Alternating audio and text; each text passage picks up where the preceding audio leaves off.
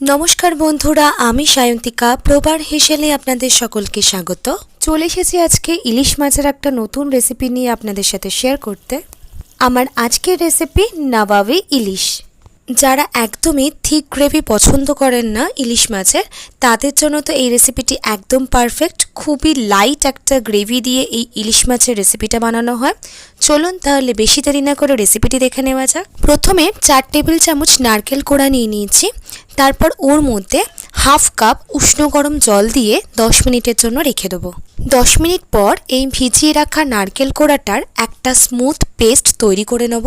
তারপর ছাঁকনির সাহায্যে এইভাবে নারকেলের দুধটাকে তৈরি করে নেব। এইভাবে ঘরে খুব সহজেই নারকেলের দুধ আপনারা তৈরি করতে পারেন।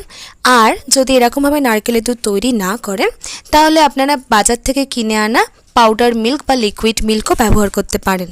এবার ইলিশ মাছগুলোকে ভালো করে ধুয়ে পরিষ্কার করে নিয়ে 4 পিস মাছের জন্য পরিমাণ মতো নুন আর 1/4 চা চামচ গোলমরিচের গুঁড়ো দিয়ে দেবো। মাছগুলোতে নুন আর গোলমরিচ মাখিয়ে 10 মিনিটের জন্য রেখে দেবো। মাছগুলো ম্যারিনেট হতে হতে একটা মশলার পেস্ট তৈরি করে নেবো।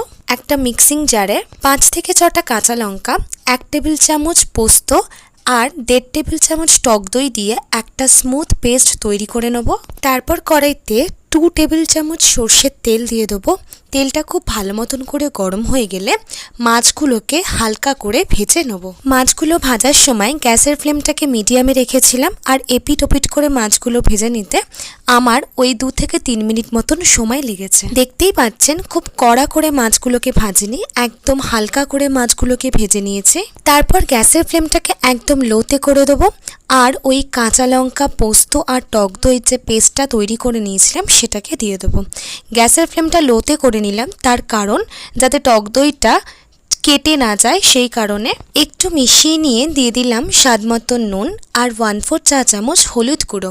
হলুদ গুঁড়োর পরিমাণটা এখানে একটু কমই ব্যবহার করব, কারণ ঝোলের কালারটা একদম হালকা হবে। তারপর সব কিছুকে ভালো করে মিশিয়ে নিয়ে মশলাটাকে 4 থেকে 5 মিনিট সময় ধরে কষিয়ে নেব। আর এই সময় গ্যাসের ফ্লেমটাকে লো টু মিডিয়ামে রাখবো। মশলাটা যখন ভালো মতন করে কষিয়ে আসবে, তখন ওর মধ্যে তৈরি করে রাখা নারকেলের দুধটাকে দিয়ে দেবো। দিয়ে দিলাম মশলার বাটি ধোয়া জল। তো আমি এখানে 1 কাপ নারকেলের দুধ ব্যবহার করেছি, আর 1/4 কাপ একটু বাটি ধোয়া জল দিলাম। আবারও গ্যাসের ফ্লেমটাকে মিডিয়ামে রেখে ঝোলটাকে 4 থেকে 5 মিনিটের জন্য ফুটিয়ে নেব। গ্রেভিটা ফুটে এলে দিয়ে দিলাম 1 টেবিল চামচ ফ্রেশ ক্রিম আর সামান্য চিনি।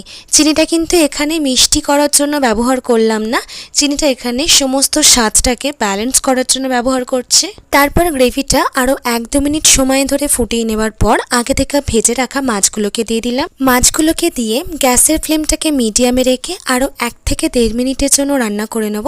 সাথে দিয়ে দিলাম মাঝখান থেকে চিড়ে নেওয়া কটা কাঁচা লঙ্কা, আর তারপর আবারও ঢেকে 1 মিনিটের জন্য কুক করে নিলেই একদম রেডি নওয়াবি ইলিশ। দেখতেই পাচ্ছেন গ্রেভির থিকনেসটা পাতলা হবে, খুব বেশি থিক তো একদম হবে না, খুব লাইট হবে গ্রেভি। আর একদম লাইট ভাবেই এই গ্রেভিটা বানানো হয় বলে এটা খেতেও খুব ভালো লাগে।